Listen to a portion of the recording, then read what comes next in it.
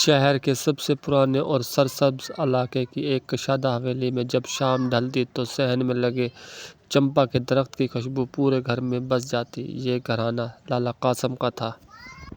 قاسم ایک نایاب ہیرو اور سونے کے تاجر ہی نہیں تھا بلکہ پورے بازار سراپا میں اس کی بات کو پتھر پر لکیر سمجھا جاتا تھا۔ 40 برس کی عمر میں اس کے چہرے پر ایک ایسی نرمی اور وقار تھا جو صرف ان لوگوں کے چہرے پر ہوتا ہے جن کا ضمیر بالکل صاف ہو۔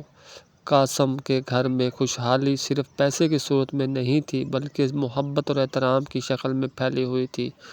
جب وہ شام کو دکان کا بھاری لاکر بند کر کے گھر لوٹتا تو اس کی شریک حیات سمیرہ اس کے لیے گرم چائے کا کپ تیار رکھتی اور دونوں بچے حمزہ اور آمنہ صحن میں اپنے اسکول کی کاپیاں کھولے اس کا انتظار کر رہے ہوتے۔ قاسم اپنے ہاتھوں سے بچوں کے سر پر ہاتھ پھیرتا اور سمیرہ سے دن بھر کی بات چیت کرتا۔ بازار کا ہر چھوٹا بڑا تاجر قاسم کی مثال دیتا۔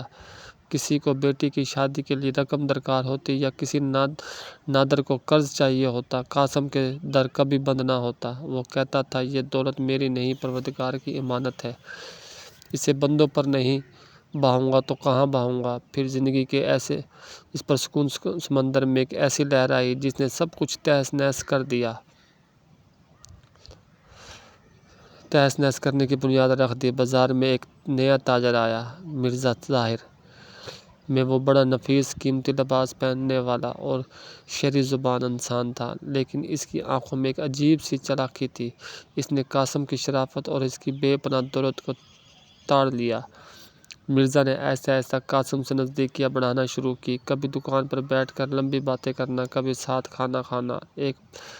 ایک بارش کی شام جب بازار جلدی بند ہو گیا، مرزا نے قاسم سے کہا، قاسم بھائی، روز روز کی یہ دکانداری، یہ حساب کتاب، بندہ کبھی اپنے لیے بھی تو جیے۔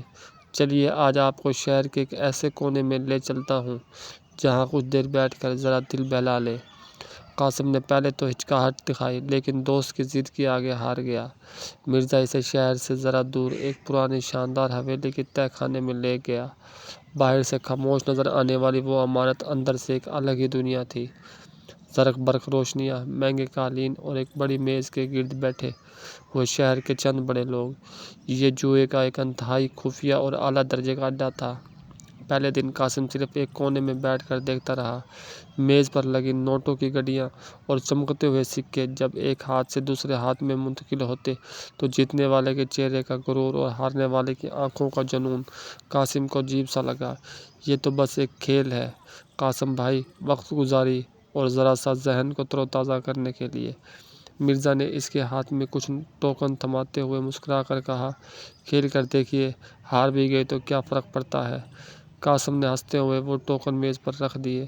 اتفاق ایسا ہوا کہ پہلے ہی داؤ میں قاسم جیت گیا۔ وہ رقم کوئی بڑی رقم نہیں تھی لیکن اس لمحے جو ایک عجیب سی سنسنی اس کے خون میں دوڑی وہ اس نے زندگی میں پہلے کبھی محسوس نہیں کی تھی۔ محنت کے بغیر چند سیکنڈوں میں ملنے والی اس جیت نے اس کے اندر ایک سوئے ہوئے ناگ کو جگا دیا۔ اس رات جب قاسم گھر لوٹا تو رات کے 2 بج چکے تھے۔ گھر کے صحن میں چمپا کی خوشبو پہلے کی طرح پھیلی ہوئی تھی۔ سمیرہ جاگ رہی تھی، اس کی آنکھوں میں فکر تھی۔ آج اتنی دیر؟ سمیرہ نے نرمی سے پوچھا۔ قاسم نے پہلی بار سمیرہ سے آنکھیں چرائی۔ وہ بس ایک پرانے دوست کے ساتھ کاروباری سلسلے میں رکنا پڑ گیا۔ یہ اس کی زندگی کا پہلا جھوٹ تھا جو اس نے بولا، ایک ایسا جھوٹ جس نے اس کی پاکیزہ گھر کے آنگن میں کالی دیمک کی پہلی اینٹ رکھ دی تھی۔ قاسم نے بستر پر لیٹ کر آنکھیں بند کیں لیکن اسے نیند نہیں آئی۔ اس کی آنکھوں کے سامنے اب سمیرہ کا مسکراتا چہرہ نہیں بلکہ جوئے کی وہ سبز میز اور اس پر گھومتی ہوئی بانسی بار بار گھوم رہی تھی۔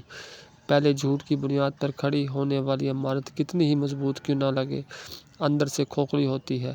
قاسم کی زندگی میں بھی وہی دن آ گیا۔ شروع کے کچھ ہفتے قاسم کو ایسا لگا جیسے وہ دنیا کا سب سے خوش قسمت انسان ہے۔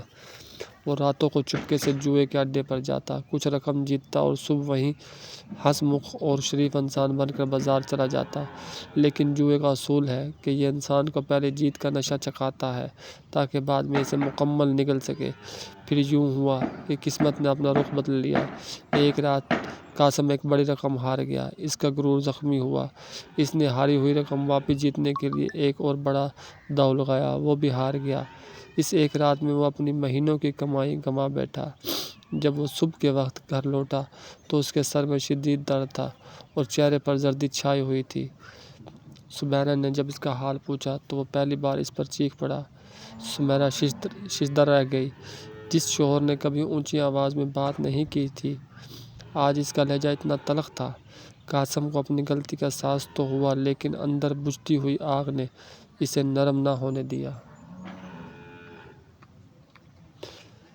ہار کی اس کسک نے قاسم سے اس کا چین، اس کا سکون اور اس کا اخلاق سب چھین لیا۔